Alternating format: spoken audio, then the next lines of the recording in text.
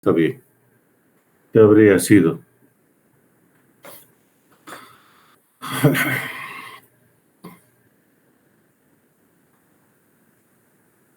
Bien.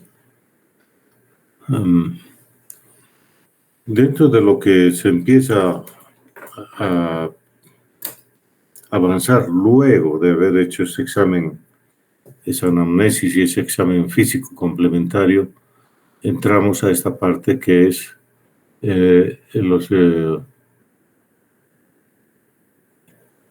los exámenes complementarios.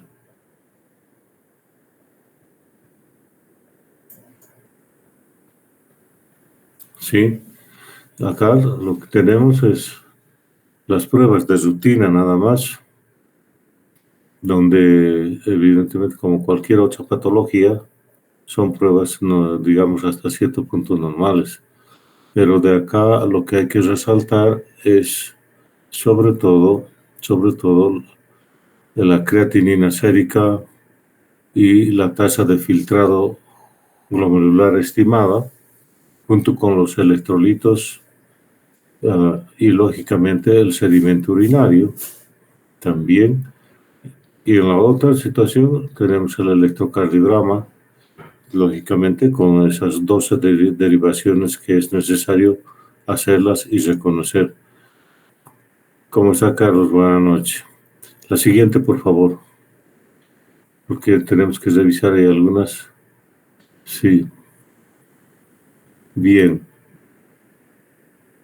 Como ustedes pueden fijarse ahí, tenemos una ecocardiografía, una ecografía de vasos carotídeos, la ecografía abdominal con el estudio Doppler, sí.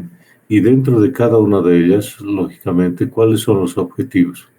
Por ejemplo, ver en la ecocardiografía cómo está la estructura, digamos así, y la funcionalidad de las cavidades cardíacas, ¿sí?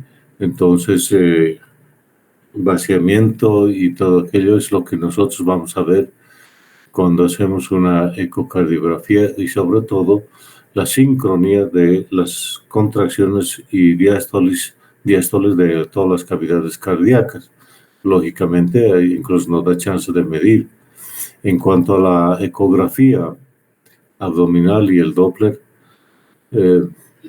siempre va a ser de utilidad para ver cómo se ve, por favor, cómo se ve la estructura renal, los órganos de la cavidad abdominal y sobre todo para ver si no existen alteraciones o arteriosclerosis en los vasos abdominales, sobre todo, ¿no? Y aquí menciono sobre todo a la aorta y sus ramas periféricas.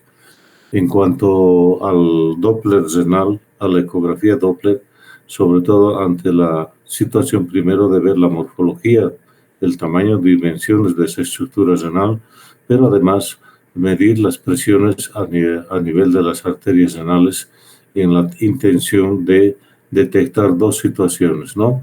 Una posible causa de hipertensión renovascular y la otra, la fibrodisplasia arterial, que es una de las situaciones más frecuentes en cuanto hace al Doppler, digamos, allá que podamos encontrar en las arterias renales. En cuanto a la valoración de las suprarrenales, sobre todo en la búsqueda de algunas malposiciones, sobre todo los adenomas, que son causa muchas veces de secreción exagerada de algunos de estos corticoides o mineralocorticoides, para descartar si la hipertensión no tendría nada que ver o es una hipertensión secundaria a este foco que es originándose a nivel de las suprarrenales. En cuanto a las velocidades y el índice tobillo-brazo, todavía es una herramienta que ya hasta cierto punto no está siendo ya muy valorada, sino sobre todo en relación a estos estudios más importantes como es la ecografía carotídea, el ecocardiograma y lógicamente el Doppler renal o Doppler de la cavidad abdominal. La siguiente, por favor.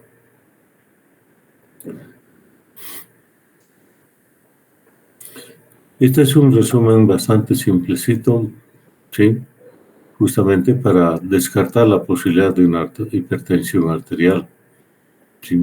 Entonces, secundaria, desde luego, un inicio inclusive a veces muy temprano, ¿sí? En algunos casos, y en el dato de que es un paciente que no tiene comorbilidades previas o antecedentes familiares de hipertensión arterial en el grupo familiar sobre todo, ¿sí? Y lógicamente al otro extremo, en aquellas personas mayores de 60 años, normotensas inicialmente, y que de repente debutan con una crisis hipertensiva, ¿no? O aquel paciente hipertenso que todo el tiempo estaba con su presión arterial controlada y de repente hace una crisis hipertensiva en forma abrupta, a veces gatillada por algún estímulo, inclusive hasta emocional. La hipertensión arterial resistente, que bueno, clásicamente ya se la ha definido, ¿no? Aquella hipertensión que conlleva una dosis triple hasta un cuarto o hasta un quinto fármaco en las dosis adecuadas, digamos así, y lógicamente teniendo en cuenta los otros cofactores, ¿no? Por ejemplo, la adherencia del paciente al tratamiento, la seguridad de las dosis que está recibiendo el paciente y otros aspectos que hacen que no sea muy fácil, digamos así, el descartar una hipertensión o confirmar una hipertensión resistente. Y dentro de estos, pues, estas dos herramientas, como es el monitoreo ambulatorio de la presión arterial o el automonitoreo, digamos así, de la presión, el MAPA o el AMPA, que en la actualidad pues prácticamente ya está casi como una rutina, digamos así, en el protocolo para verificar esta situación no solamente de la hipertensión arterial resistente, sino también la pseudohipertensión, una hipertensión arterial secundaria inclusive, o una hipertensión esencial que pese a estar recibiendo los fármacos no está siendo controlada satisfactoriamente, ¿sí? Ahora la hipertensión arterial acelerada maligna, con ese apoyo del examen de fondo de ojo que hay que hacer en este grupo de pacientes, nos ayudaría bastante, pero siempre y cuando podamos tener esa chance. Desgraciadamente, este grupo de pacientes a veces vienen con una crisis hipertensiva muy severa y que a veces rápidamente se lo tiene que asistir en una unidad de terapia intensiva, ¿no? Esto, lógicamente, hay que tener cuidado en la recepción de este tipo de pacientes porque hay que actuar rápidamente, ¿sí? Ahora, lo otro es, pues, tener cuidado en que no haya alguna complicación debida inclusive a una suspensión brusca, a una confusión de las dosis del medicamento que esté tomando el paciente, que no es raro de observar en este grupo de pacientes hipertensos, sobre todo crónicos, ¿no? La siguiente. Un poquito más de detalle, ¿sí? Para descartar o confirmar los datos de una posible hipertensión de causa secundaria, ¿no? Existen varias herramientas que acá tenemos que tomar en cuenta, como dice ahí los datos en la parte renal. Luego acá un poquito no veo un poco bien. Si se puede agrandar un poco.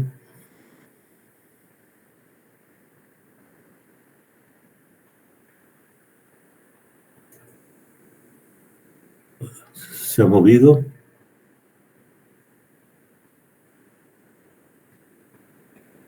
¿Sí?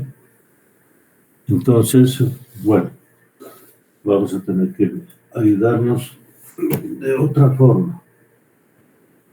A ver, entonces en este resumen que tenemos acá, tomamos en cuenta ya algunas situaciones que pueden ser apoyadas por la sospecha de una hipertensión secundaria, ¿no? Por ejemplo, la enfermedad parenquimatosa renal, ¿sí? Donde lógicamente ya algunas alteraciones propias de la patología renal, como es la hematuria o sobre todo la proteinuria, ya nos están dando a entender de que posiblemente la hipertensión de ese paciente sea secundaria a una enfermedad renal de base. Igualmente, la fibrodisplasia de las arterias renales, ese compromiso que nos hace pensar en una subida brusca de la tensión arterial, que inclusive puede sospecharse una hipertensión que sobrepase inclusive los 100 milímetros de mercurio en los niveles tensionales. Ahora sí ya se visualiza mejor para ustedes también seguramente, ¿no? En cuanto a la enfermedad arteriosclerótica como una causa de hipertensión arterial, ya estamos hablando de una enfermedad arterial o arteriosclerótica de larga data. Por lo tanto, en esa ecografía o ese Doppler que se hace de la cavidad abdominal, vamos a buscar si no existen soplos abdominales, sobre todo, que pueden deberse a una ateromatosis de aorta, a una disección de aorta, o inclusive a alguna lesión mucho más severa en alguna bifurcación de los vasos ilíacos, ¿sí? En cuanto al hiperaldosteronismo primario, pues no es una situación muy frecuente, pero también habría que tomarla en cuenta, ¿no? Y lógicamente el uso o el síndrome de Cushing, que lo vamos a observar en aquellos pacientes que están recibiendo corticoterapia de buen rato, ¿no es cierto? Esto no es raro de observar, por ejemplo, en pacientes que están recibiendo esta terapia con corticoides, sobre todo con algunas patologías del colágeno, ¿no? Como la artritis reumatoidea, el lupus y otras patologías en las cuales necesariamente el patrón de tratamiento a veces son los corticoides, ¿sí? La posibilidad del feocromocitoma, como dice ahí, esta situación también es otra sospecha que podemos tener en un paciente que está haciendo una actividad física importante y de repente empieza a tener estos problemas, ¿no? Muchas veces la complicación de esto es un problema de una emergencia, por lo que a veces se trata de una ruptura de un vaso a nivel cerebral, ¿no? Haciendo una hemorragia cerebral que es bastante, con consecuencias, sabemos, bastante desfavorables para el paciente. Otra situación que es ahora parte de las causas, por ejemplo, de la parte renal también y de hipertensión, es este cuadro de la apnea y hipopnea del sueño, ¿sí? Cada vez se está observando más esta situación, sobre todo en pacientes obesos, ¿no? En pacientes obesos, en pacientes también diabéticos, ¿sí? Y la coartación de aorta como una situación a veces muy excepcional de ese hallazgo, no es muy frecuente. Lo que sí tenemos que tener en cuenta acá abajo, como dice ahí, fármacos. Ahí están.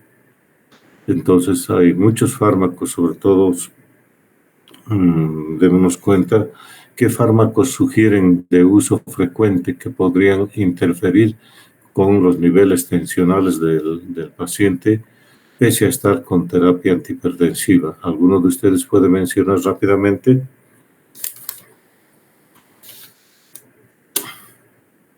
Hola. Los AINES, doctor.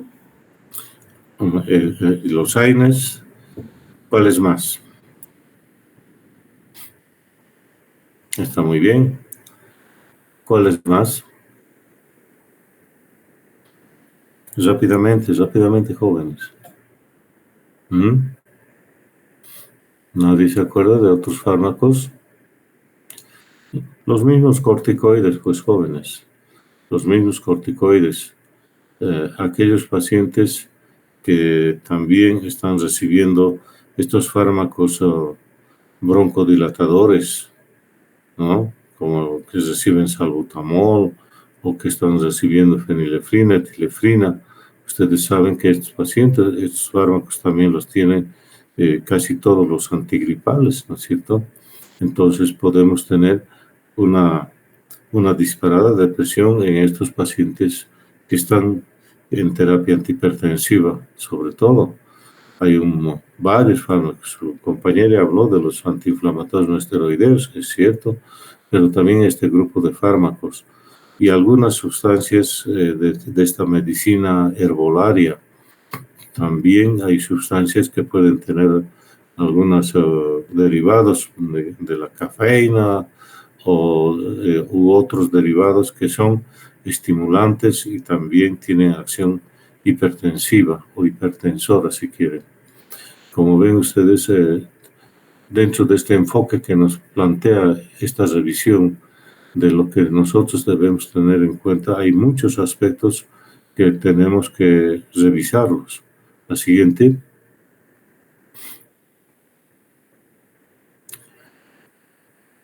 Bien.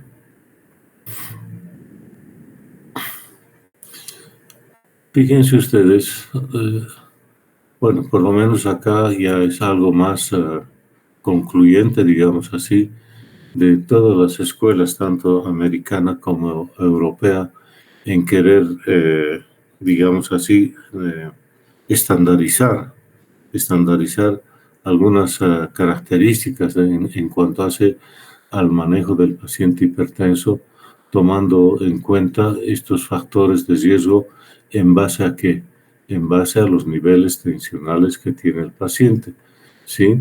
Y lógicamente, acá lo que nosotros debemos resaltar sobre todo, fíjense, los exámenes de lo que hablamos a partir del tercer grado, por ejemplo, de insuficiencia renal. Fíjense ustedes el estadio 2, donde todavía la enfermedad hipertensiva es asintomática. Está bien, gracias por la ayuda con el cursor. Y fíjense al lado, la siguiente casilla, buscando ya lesión de los órganos blancos, y ahí está la insuficiencia renal crónica grado 3. Esto nos daría a entender el grado de cronicidad del paciente diabético, ¿no es cierto? Pero más que todo, sería bueno que fijen este dato de este nivel 3, el estadio 3 de la insuficiencia, en este caso de insuficiencia renal crónica. Estamos hablando de una tasa de filtrado por debajo de 60 ml por minuto por 1.73 metros cuadrados, ¿no?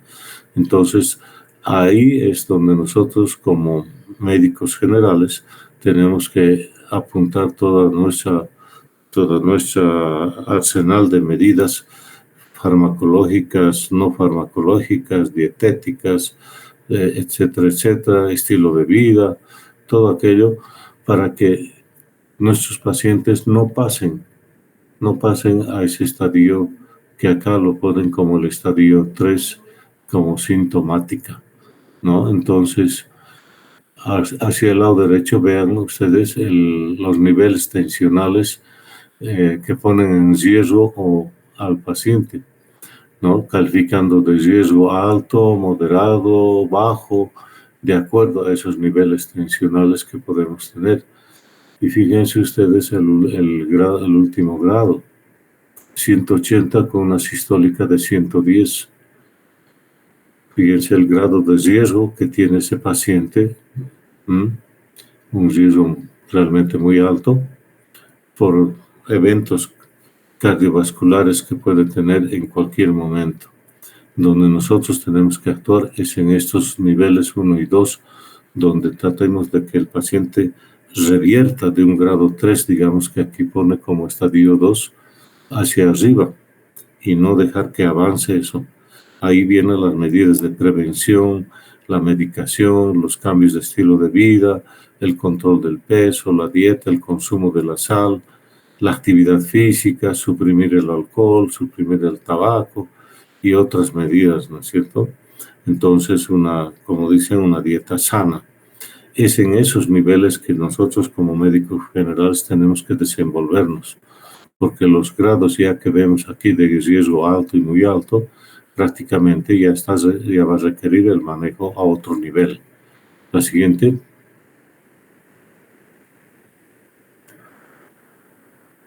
Fíjense, ahí están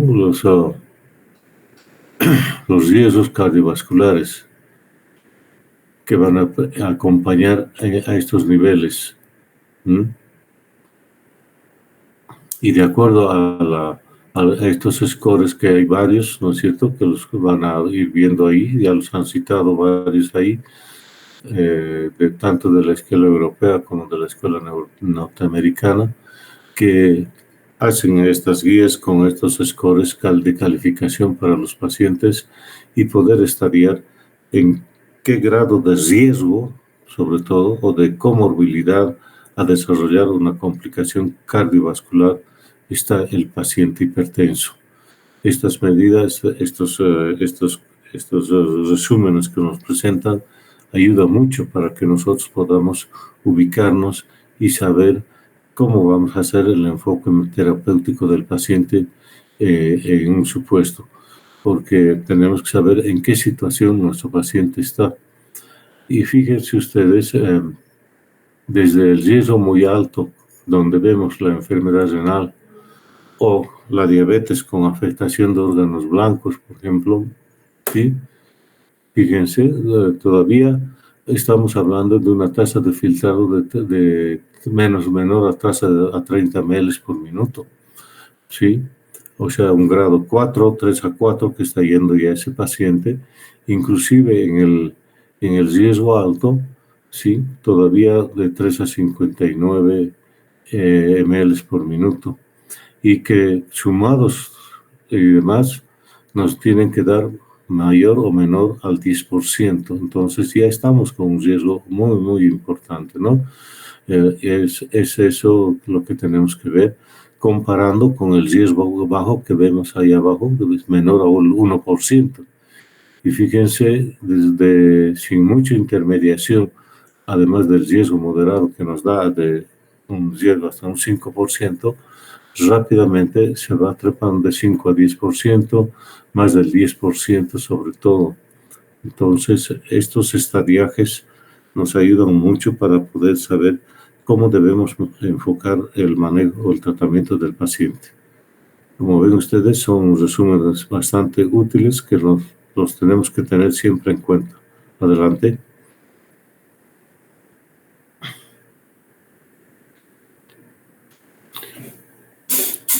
Empezando de estas medidas, como es el cambio del estilo de vida, sobre todo, que ya todos lo conocen, antes de ingresar directamente a veces con un tratamiento farmacológico, y donde, pues, fíjense nada más que una reducción de 10 en la sistólica y 5 milímetros de mercurio en la diastólica, la reducción del riesgo de morbimortalidad que tienen estos pacientes, hasta un 15% menos, complicaciones cardiovasculares bajan a más o menos del 20%, etcétera, etcétera, como ven ustedes, solamente con esas medidas. No es todavía un tratamiento farmacológico que estamos haciendo con ese paciente. ¿Sí? Una situación que hay que convencer al paciente y a la familia de que es necesario que haga este cambio de estilo, porque así, lógicamente, estamos disminuyendo riesgos de morbimortalidad, desde luego, pero además costos, jóvenes, costos, porque como sabemos la hipertensión no tiene cura, entonces son tratamientos crónicos los que van a hacer estos pacientes, al igual que el dislipidémico, que el obeso, el hipertenso también va por ahí, ¿no? Son tratamientos largos y crónicos. La siguiente.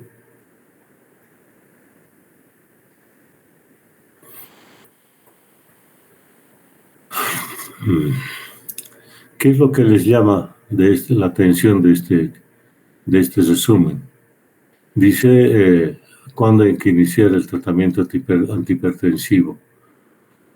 Entre 130 a 139 de sistólica con 80 a 89 de diastólica. Y compara las dos escuelas, europea y americana, ¿no? Sí, y fíjense si existen grandes diferencias.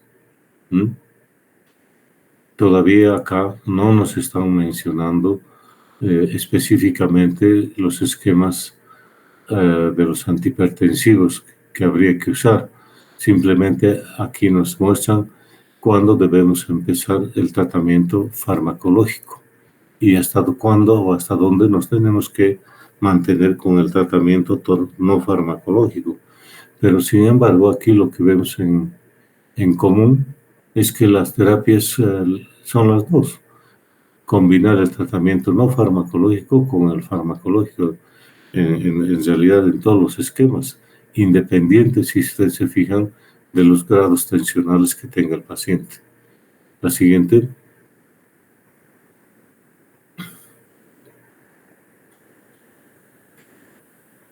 Claramente, ¿sí? Claramente. Estas indicaciones.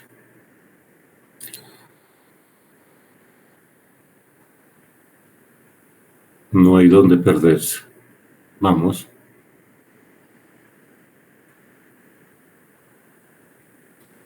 Esto es lo que todos nosotros debemos practicar.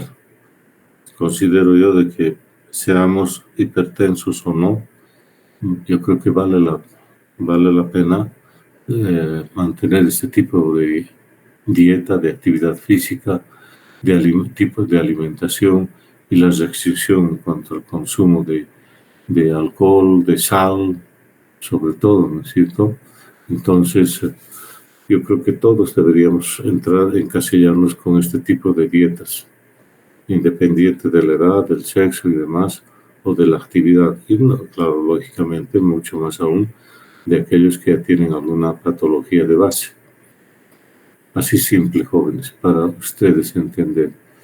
¿Quién me puede decir así rápidamente, yendo a la práctica diaria, cómo le dices al paciente que consuma menos de 5 gramos de sal? ¿Qué cantidad? Así, porque no es que le van a decir al paciente que tiene que comprarse una balanza para pesar 5 gramos de sal, ¿no es cierto? No se trata de eso, sino cómo le van a decir al paciente en la práctica. ¿Alguien puede decir?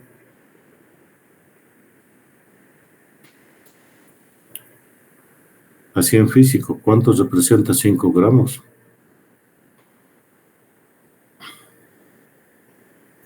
Tal vez ¿Nadie? lo podemos comparar con una cucharita pequeña, doctor, de las que se usa para el té, que Ya, debe pues consumir. está bien, tienes que medir con algo, ¿no? Sí, Con algo. Entonces será una cucharilla de té de ¿cuánto? ¿De 5 ml o de 3 ml? Estamos hablando de una sal granulada que vas a poner en esa cucharilla, ¿no es cierto?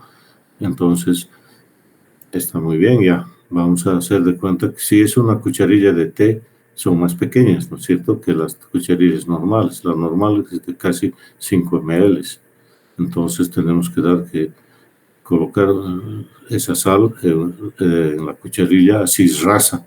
No quiere decir que tenga amontonada, sino así cucharilla rasa, que prácticamente casi nos da 3,5 a 4 gramos de sal, de cloruro de sodio. Pero esa cantidad de sal, lógicamente, ya es a veces sobrepasada con la mayoría de los alimentos que ingerimos.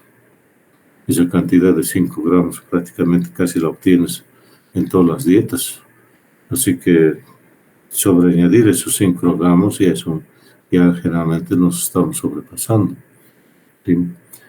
Y no se olviden eso de estas otras restricciones como es el consumo de alimentos preparados, ¿no es cierto? O sea, estamos hablando de las conservas, sobre todo alimentos enlatados, que hay que tener ese cuidado por el gran aporte no solamente de saborizantes y demás, sino sobre todo de sal que tienen todos ellos.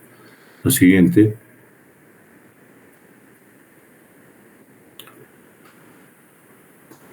Algo que ya nosotros conocemos, ¿no es cierto?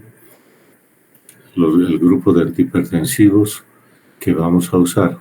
Adelante.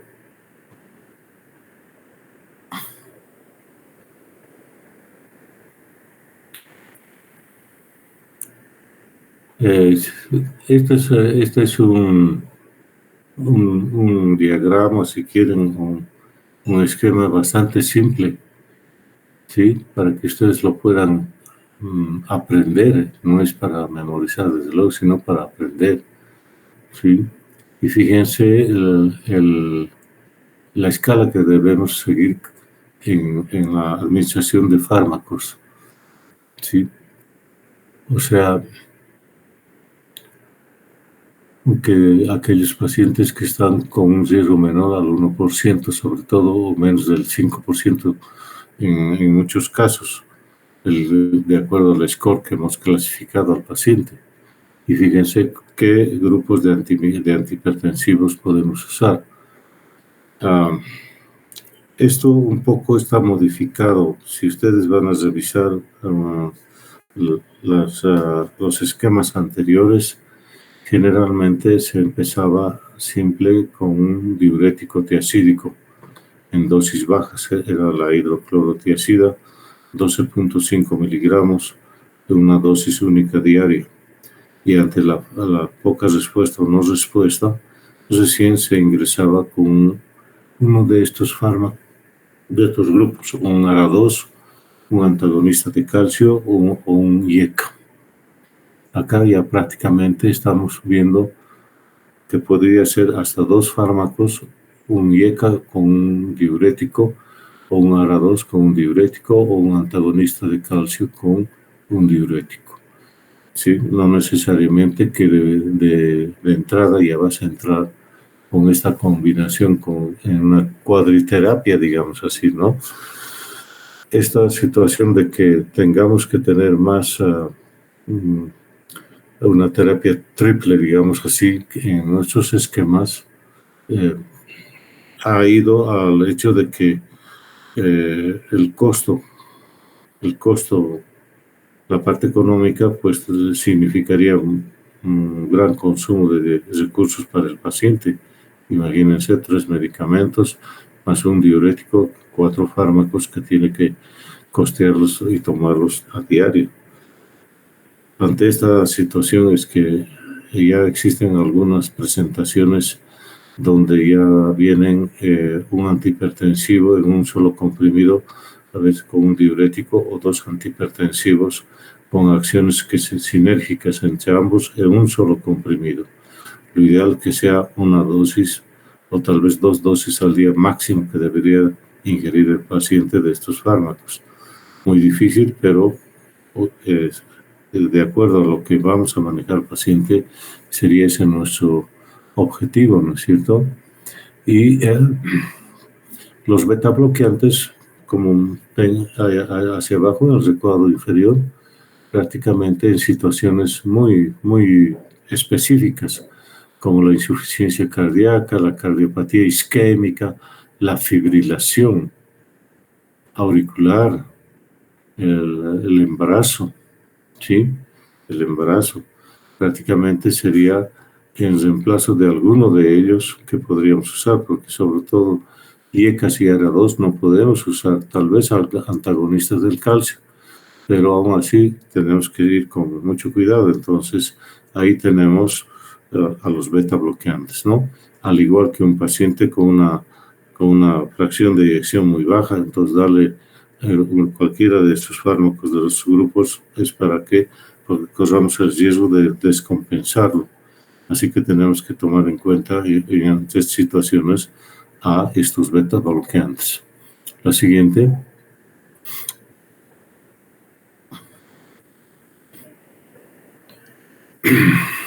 Y aquí un cuadrito, una situación mucho más específica, ¿no? En relación a la cardiopatía isquémica. ¿Sí? Entonces, son situaciones especiales que en algún momento les va a tocar manejar, así que tenemos que tener en cuenta esto. Y fíjense lo llamativo de esto, ¿sí?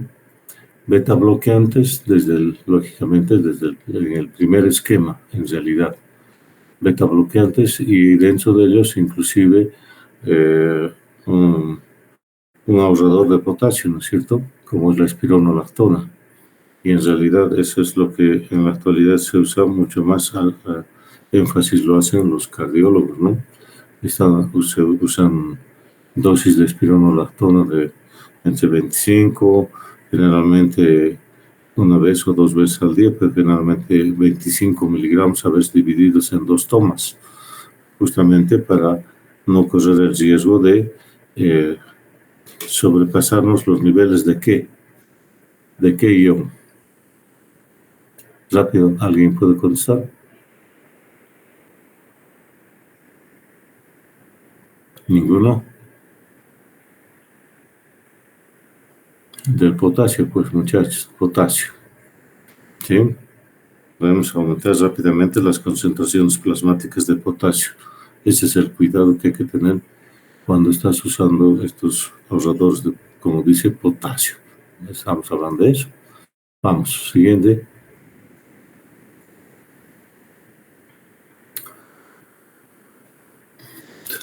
La insuficiencia renal crónica. Desde luego para los nefrólogos, en realidad estos esquemas tienen que ser, desde luego, como todo tratamiento, es personalizado, ¿no es cierto?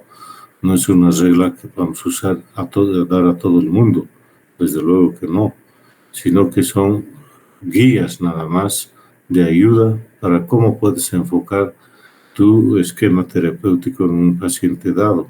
No es que aquí tenemos que cumplir y seguir a rajatabla, no, solo son guías nada más de orientación, cómo tienes que enfocar el manejo o el tratamiento en tu paciente en forma personalizada, como llaman otros, el manejo de cualquier paciente. ¿Sí? Ahora acá lo que tenemos que tener en cuenta es, estamos hablando de un grado 1, 2 o 3 de insuficiencia renal crónica. O sea, todavía pacientes que están con una tasa de filtrado alrededor de 50 a 60 ml por minuto por 1.73 metros cuadrados de superficie. Todavía estamos hablando con una buena tasa de filtrado estos pacientes, y clínicamente también vamos a ver que son casi asintomáticos, ¿no? Tal vez pueda estar empezando ya un poco de anemia en el paciente renal por esa disminución en la producción de eritropoyetina, pero del resto, pues el paciente está clínicamente en buenas condiciones, y algunos de los estudiantes que han pasado la práctica han visto que las condiciones relativamente normales o buenas, si quieren, en la que se encuentran estos pacientes, inclusive con una anuria total, y muchos de estos pacientes que están en terapias de reemplazo, sobre todo, ¿no? Se los ve relativamente bien. Por lo tanto, estos fármacos, como son los bloqueantes de canales de calcio, los losartanos, los IECAs, prácticamente ya no tienen mucha utilidad, digamos así, en este grupo de pacientes renales crónicos. Más echamos mano a los losartanos, los ARA2 y los bloqueantes de canales de calcio, y en los diuréticos tenemos que echar mano, si es que todavía el paciente tiene un volumen de orina residual, tenemos que echar mano a veces a dosis no más significativas de furosemida, ¿sí? Porque los tiacídicos y el resto, pues, no tienen una acción farmacológica muy importante y realmente ya no responden los pacientes renales a estos fármacos. Hay que usar dosis más altas, inclusive prácticamente de diuréticos de ASO. Siguiente. Siguiente, por favor.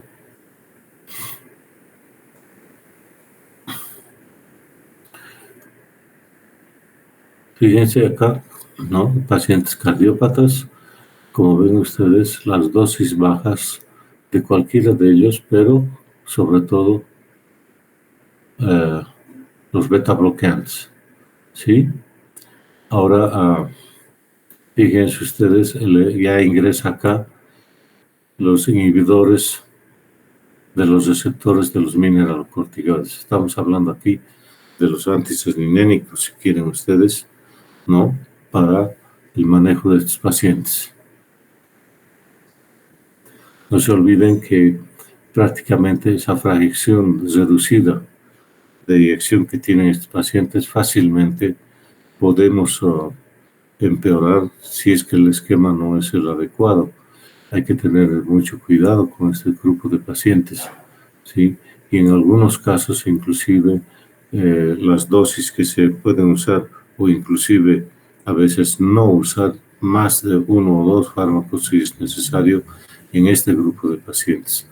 Hay que ir con mucho cuidado, sobre todo como tiene una función cardíaca borderline, entonces no tenemos mucho margen, digamos así, de usar fármacos en cuanto al tipo de fármaco y también en cuanto a las dosis de esos fármacos.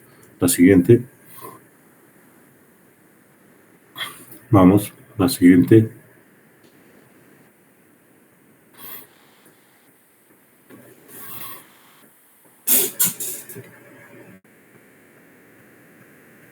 Este pequeño enunciado ya lo hemos leído, ya lo hemos visto. No será el mismo, pero con otros resúmenes buscando ya esto. Ahora fíjense ustedes en cuanto hace a la hipertensión arterial secundaria. Dice enfermedades renovasculares, la enfermedad renal crónica, el hiperaldosteronismo, la apnea del sueño y este otro último, la hipertensión inducida por fármacos, ¿no? Dentro de los fármacos de manejo, digamos, ilícito, ¿de a quién nos estamos refiriendo? ¿Alguien me puede decir? Las drogas ilícitas, ¿cuál? Sobre todo. Cocaína, doctor. Exactamente, cocaína. Exacto, así es. Entonces, no podemos dejar de lado esa situación. Siguiente.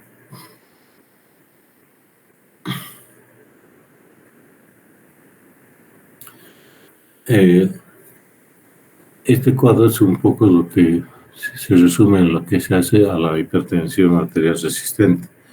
En la próxima reunión vamos a tener la presentación del tema, una actualización específica de la hipertensión arterial resistente que la van a hacer un grupo de sus compañeros.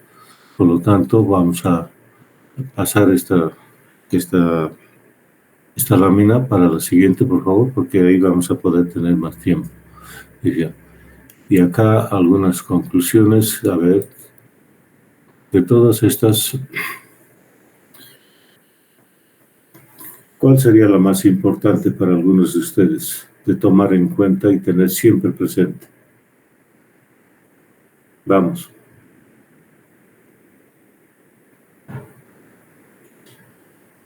¿O todas ellas son importantes? ¿Qué opinan?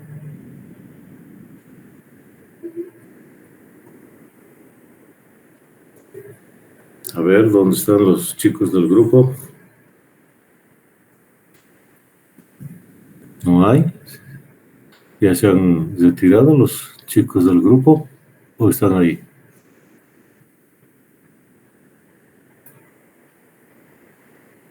¿Nadie? Básicamente lo que estoy sugiriéndoles es acá que nos fijemos en el punto 5. ¿Sí? Eso es lo que tenemos que ir como objetivo en un paciente que sea portador de hipertensión ARA 2. Y otro dato importante, el punto 9, si quieren ustedes, dice en la mayoría de los pacientes. Y como habíamos mencionado ya, los beta bloqueantes tienen indicaciones específicas, como en este caso, la cardiopatía isquémica, la fracción de eyección baja, algunas otras miocardiopatías también, ¿no? Y la cardiopatía congestiva también, ¿sí? El resto, pues, son casi de objetivos que los vamos a tener que hacer en todos los pacientes, pero reforzándonos en estos puntos. La siguiente. Entraremos un poquito, pese a que van a hablar algunos de sus compañeros de esto los próximos días, pero vamos. A ver, empecemos, por favor. ¿Sí? En forma general, resumida, las causas, digamos así, secundarias, que algunos las han resumido ya dentro de las... Primero decir que en forma general, la hipertensión arterial secundaria prácticamente representa en algunas estadísticas menos del 10% de las causas de hipertensión, ¿no? Siendo, como sabemos, la esencial o idiopática la primera causa de hipertensión, ¿sí? Y estas causas secundarias son de una incidencia mucho más baja, algunos dan hasta el 10%. Y entre estas están estas patologías, la hipertensión renovascular, el síndrome cardiorrenal, el síndrome hepatorenal, el feocromocitoma mucho más lejos, igualmente el hiperaldosteronismo primario y demás. Y en alguna revisión y demás van a encontrar que a estas hipertensiones de causa secundaria las dividen en dos grupos, inclusive las de causa más frecuente y las menos frecuentes. Y entre esas causas frecuentes están ¿quiénes? La insuficiencia renal crónica como primera causa. ¿Sí? No es una hipertensión que se ha instalado después, sino ya este paciente renal crónico va a ser como una complicación una hipertensión. Entonces está la insuficiencia renal crónica, ¿sí? La insuficiencia renal crónica parenquimatosa, desde luego. Luego acá las enfermedades renovasculares, ¿sí? Como está mencionado ahí, el hiperaldosteronismo primario, ¿sí? La apnea, hipopnea del sueño y la hipertensión inducida por fármacos o drogas, ¿no es cierto? Sí, o inclusive la ponen al alcohol en estas como causa de hipertensión secundaria más frecuente. Y entre las menos frecuentes está ahí el feocromocitoma, el Cushing, el hiper o hipotiroidismo, la coartación de aorta, ¿sí? Y alguna patología como es la disfunción de los suprarrenales, las menos frecuentes. Entonces, dense cuenta ustedes de que prácticamente entre las secundarias son consideradas la patología renal, ¿no? Tanto la renovascular como el hiperaldosteronismo también, y esa hipertensión inducida por fármacos. Como ven ustedes, no hay mucho que escoger, sino que básicamente vamos a manejar a estos pacientes esenciales, hipertensos esenciales. El siguiente.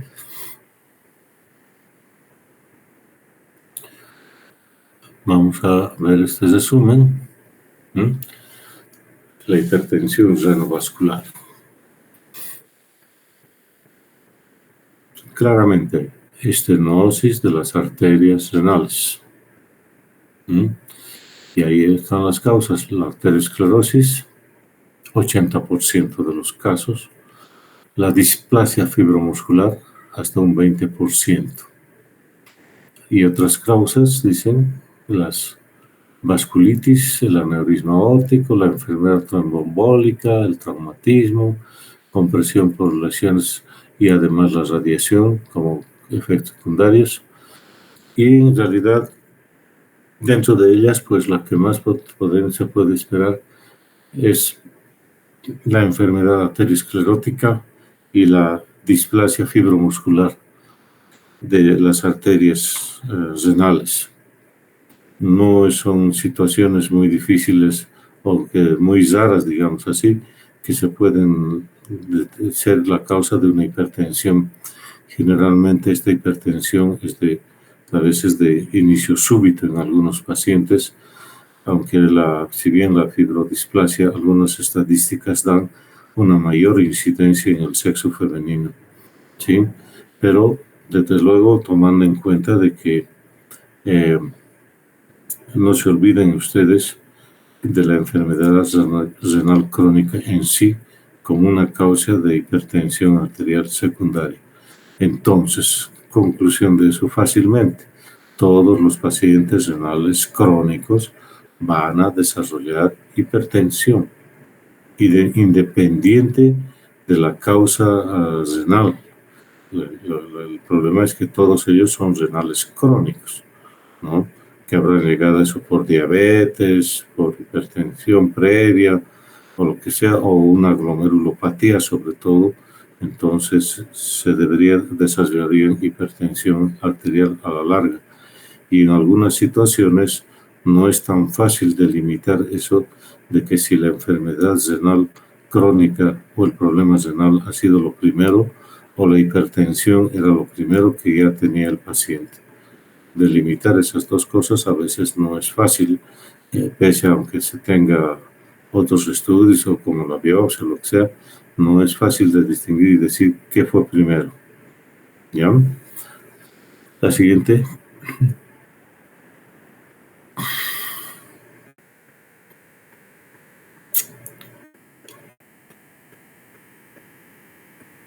Rápidamente, estas lesiones o patologías, como se les dijimos, no son muy frecuentes, ¿sí? Tal vez estas situaciones de la estenosis unilaterales las hemos visto como una, digamos, como una comorbilidad secundaria en los pacientes trasplantados. Vale decir que al hacer la anastomosis de la arteria renal del riñón trasplantado en cualquiera de los vasos arteriales del receptor, a veces esta anastomosis se nos va estenosando, digamos así, y nos lleva al desarrollo de esta hipertensión renovascular en los pacientes trasplantados. No es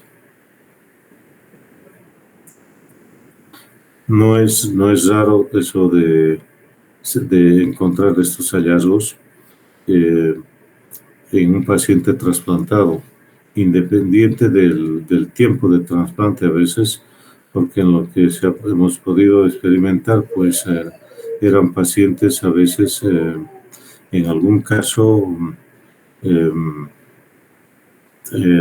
una etapa temprana, digamos, de su trasplante, o sea, antes del año en algunos casos, pero en la mayoría, en los que se han podido encontrar datos, son hipertensos, o mejor dicho, trasplantados de buen tiempo de su trasplante, ¿no? Y que desarrollan esta complicación a veces, que lamentablemente a veces nos lleva a que se pierda la función de ese riñón trasplantado. Por lo demás, las otras situaciones son muy bajas, las malformaciones, digamos así, las características estructurales de la pared de las arterias renales, en algunos casos, alguna disección que también se puede dar en estas arterias. pero lo que más se ve es la enfermedad aterosclerótica, y creo que acá también está poniendo esta revisión en primer lugar, ¿sí? Entonces hay que tener en cuenta esta situación en muchos pacientes, tanto en pacientes jóvenes, ¿sí? Y más aún en pacientes mayores, o sea, bastante casi a los extremos, digamos así. Vamos.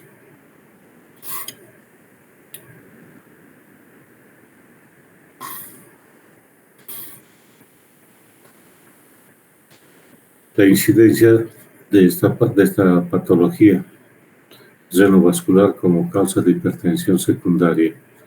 Fíjense ustedes la ayuda que nos da la ecografía Doppler, sobre todo, ¿sí? En estos casos, ¿sí? Y fíjense ustedes que el 88% de los casos ha sido unilateral, y en el otro lado, pues que sea bilateral solamente 12%. ¿Mm?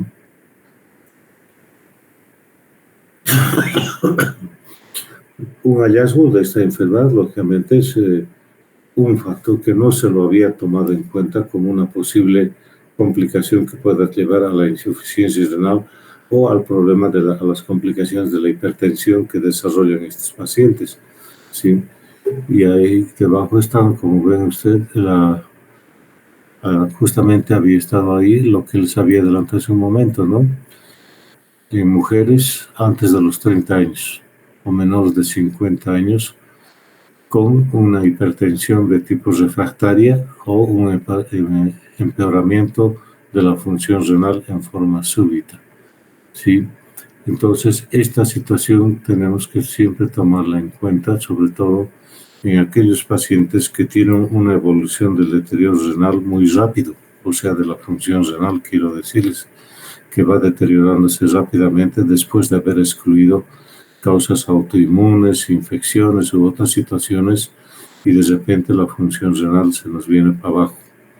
Ahora, ¿tendrá importancia, les hago esta pregunta, ¿tendrá importancia en el grado de hipertensión y en la disfunción renal si estamos viendo que el 88-80%, creo esta estadística, la enfermedad vascular renal es en uno de los riñones, no en los dos? ¿Tendrá alguna importancia en cuanto hace a la función del riñón contralateral, que digamos no tiene este problema, la arteria renal del otro riñón? ¿Cuál sería la significancia de eso?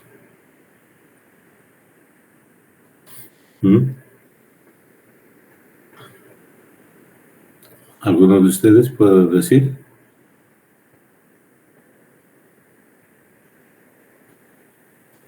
¿No? A ver, eso tiene una explicación fisiopatológica, ¿no es cierto? Normalmente estas patologías donde prácticamente un riñón empieza a fallar y el otro aparentemente está en una primera etapa compensando, digamos, el deterioro del otro riñón, ¿no? Compensando sus funciones de filtración y demás. Sin embargo, a la larga, ¿a qué consecuencias va a llevar? A que si bien este riñón afectado, su función se viene cayendo, ¿sí? Pero la función del sistema renina-angiotensina se mantiene. En esa tentativa de querer mantener la función renal, cae en una especie de trampita, digamos, a ese riñón, y empieza a liberarse el sistema renina-angiotensina que no es afectado. Por lo tanto, esta activación del sistema renina-angiotensina va a llevar a mayor liberación de todos esos mediadores vasoactivos, ¿no? Que conocemos, endotelinas, tromboxanos, noradrenalina, adrenalina, etcétera, etcétera, y que lógicamente van a ir a perjudicar la función del riñón contralateral.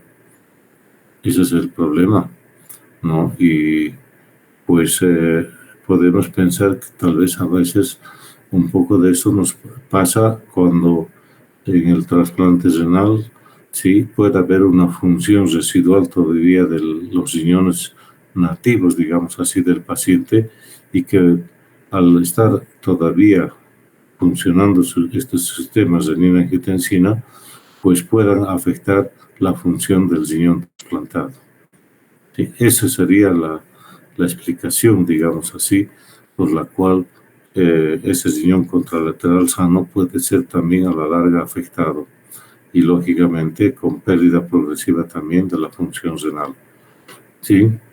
¿Algo más a ver si tenemos acá, por favor?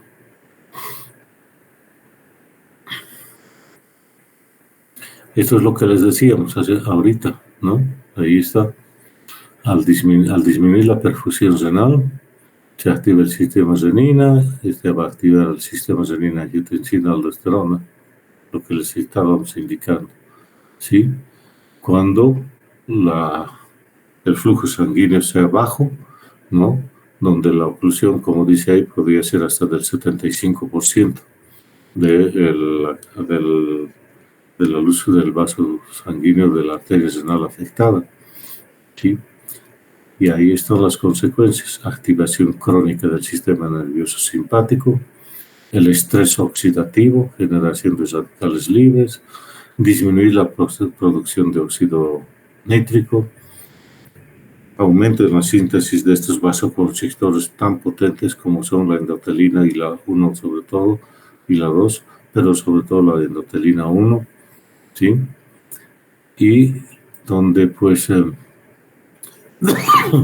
aquí hicieron ese ejemplo, ¿no? De pinzar la arteria renal de uno de los riñones y ver qué pasaba con el otro, prácticamente. Sí, ese es el modelo de Goldblatt, que es el que fue para explicar esta fisiopatología, por qué la afectación arteriosclerótica de una arteria renal va a afectar primero la función de ese riñón, donde está la lesión, y a la larga también a la función del riñón contralateral. ¿Sí? Espero que con eso esté mucho más clara la explicación. Siguiente.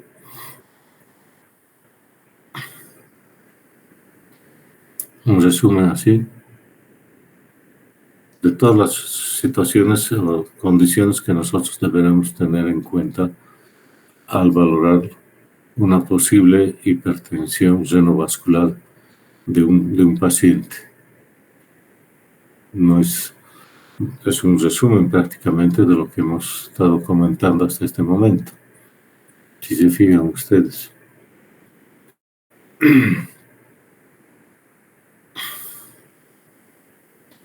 Esta herramienta, que es hasta cierto punto en los comienzos del uso de los IECAS y los ARADAS, se observó esto que indica acá, un aumento de la creatinina después de iniciar la terapia antihipertensiva con un IECA o un ARA2. Rápidamente se tenía una subida de los niveles de la creatinemia en plasma. ¿Sí?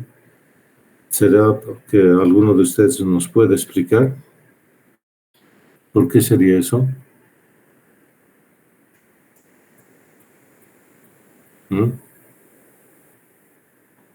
¿Ninguno? Pues ni modo, vamos a tener que explicar. Sabemos el mecanismo de acción de estos dos grupos de antihipertensivos.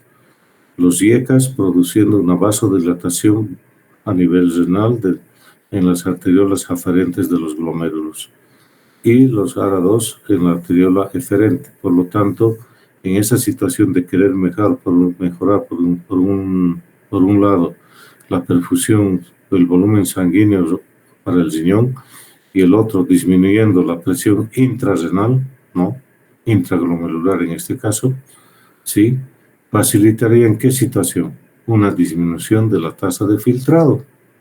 Por lo tanto, en esa sangre que estaba llegando a niveles cantidades, digamos, de creatinina, como va a bajar la tasa de filtrado, la creatinina no se va a depurar en la misma forma y va a volver al plasma casi en las mismas concentraciones, y como se va produciendo creatinina todo el tiempo por la actividad muscular, la creatinina va a empezar a subir.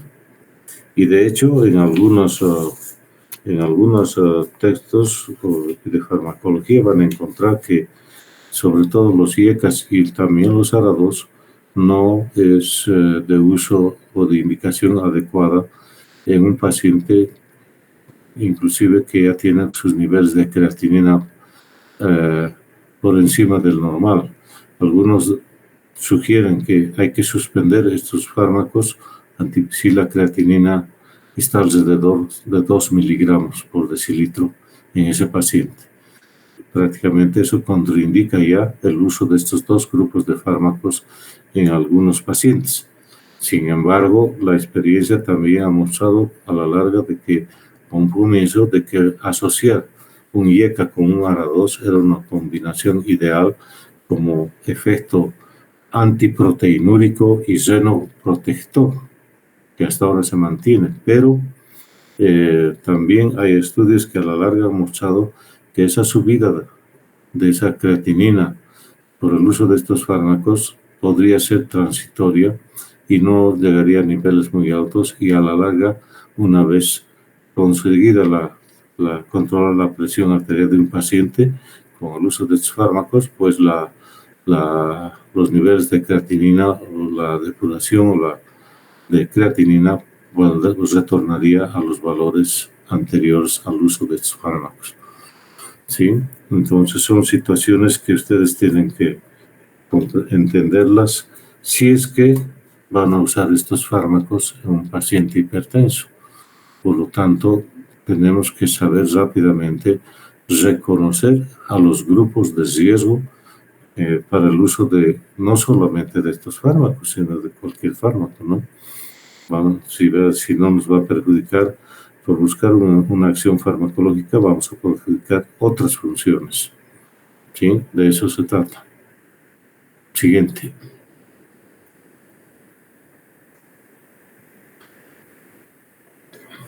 Ahí están las imágenes, ¿no?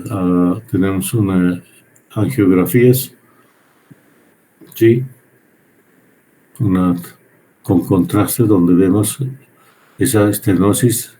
En este caso nos está mostrando que la arteria del riñón izquierdo, compárenla con el riñón derecho, con la arteria renal del lado derecho, ¿sí? Igualmente acá ahí está la clásica fibrodisplasia. Parece un colon, ¿no? Con austras, digamos así, esa arteria renal. Fíjense, zonas que debido a la displasia hay zonas debilitadas que se dilatan, y zonas donde todavía la capa muscular está buena, se pareciera como un anillo que estenosa un poco más el vaso. Esa es la imagen típica de la fibrodisplasia de la arteria renal. ¿Sí? En estos casos, lógicamente, la conducta, ¿cuál es? Reseccionar toda esa zona y hacer un reimplante de la arteria renal, o inclusive en la actualidad se coloca un stent endovascular, si quieren, para que no se perjudique el flujo sanguíneo a ese riñón. La siguiente. Bien, creo que estamos sobre hora, entonces estos temas los van a presentar sus compañeros en el entendido de que ya lo tienen bastante bien o lo tienen ya armadito y ya los hemos revisado. Entonces vamos a ver cómo es la participación de ustedes. No solamente es venir y escuchar y tal vez inclusive no participar directamente. ¿Sí? Muy bien, jóvenes. Entonces nos estuviéramos reuniendo en nuestra próxima aula el día miércoles, ¿no? ¿Sí? Sí, doctor. El miércoles a las 7. Entonces empezamos con esta revisión. ¿Sí? sugerencia, como siempre. Todos podemos ir a revisar para poder entender mejor o aclarar alguna duda que tengamos si es que hemos leído el tema que se va a dar en la clase o se va a resumir en la clase. La aprovechamos mejor subrayando los puntos más importantes al hacer una revisión de un tema. ¿Sí? Muy bien, jóvenes. ¿Algún comentario o pregunta al momento?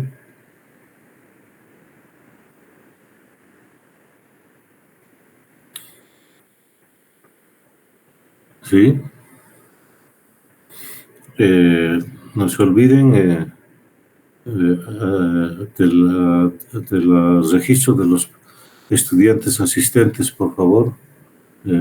Carlos Antonio, o su compañera también. ¿Sí?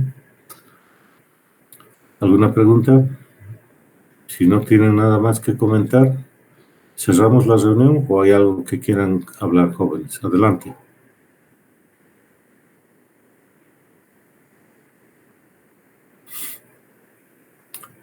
María Fernanda. Sí, doctor, creo que no hay preguntas. ¿Sí? ¿No hay preguntas? No, doctor. Ya. Entonces, María Fernanda, ¿y quién ha sido su compañera que nos ha habilitado? Yo, doctor. Está bien. El miércoles entonces, pero nosotros nos vemos primero el miércoles en la mañana, ¿no es cierto? Sí, doctor. Estamos ahí. Entonces ya saben lo que vamos a preparar. Está bien.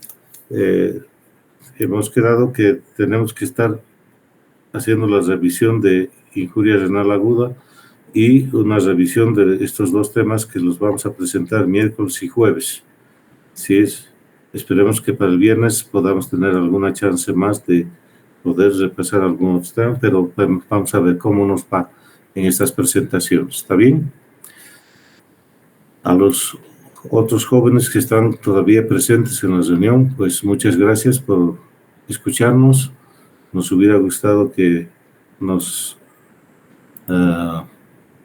hagan participación un poco más directa con aportes sobre todo a la explicación que se les da. Pero bueno, esperemos que eso no sea lo de siempre y que pues tengamos una participación mucho más activa de todos ustedes. ¿Sí? Muchas gracias, jóvenes. Carlos Antonio, María Fernanda, entonces nos vemos miércoles en la mañana. ¿Sí? Bien, doctor. Sí. ¿Claudia sigue todavía o se ha ido ya? Creo que Claudia también se fue. Bueno, chicos, nos vemos entonces